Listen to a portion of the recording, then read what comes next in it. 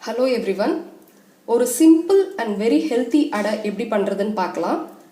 இதுக்கு தேவையான ஐட்டம்ஸ்: அரிசி 2 கப், கடலைப்பருப்பு 1/2 கப், துவரம்பருப்பு 1/2 கப், பச்சைப்பயிறு 1/2 கப், வெள்ளை கொண்டக்கடலை 1/2 கப், காஷ்மீரி சில்லி ஒரு 5.